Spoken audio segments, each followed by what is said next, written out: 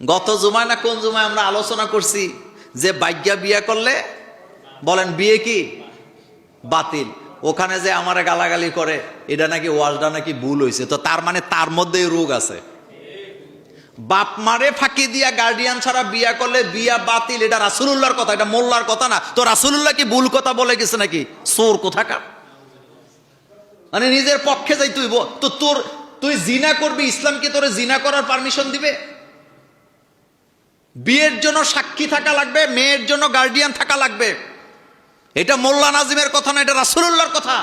রাসূল বলছে এই বিয়ে বাতিল যেই বিয়েতে মেয়ের কি নাই, গার্ডিয়ান নাই।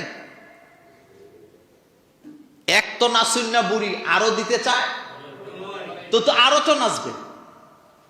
আমি যদি মিম্বরে এখানে বলি যে ভাগ্যা বিয়া করা যায় যাব, তো বিয়ে বাগুন্যা বিয়া বাড়বো না কমবো? শোনেন, খাদিজা রাদিয়াল্লাহু তাআলা আনহার জন্য যখন রাসূলুল্লাহর বিয়ের প্রস্তাব আসলো, রাসূল ইচ্ছা করলে একাই সিদ্ধান্ত নিতে পারতেন, কিন্তু রাসূল কি নিলেন না চাচাদের মতামত চাইলেন? রাসূল চাচাদের মতামত চাইলেন। আবু তালিবকে যায় বললেন, চাচা খাদিজার বিয়ের ব্যাপারে আমাকে প্রস্তাব দেওয়া হয়েছে, আপনার মতামত জানান। আবু তালিবকে, বাতিজা তোর মাথা ঠিক আছে?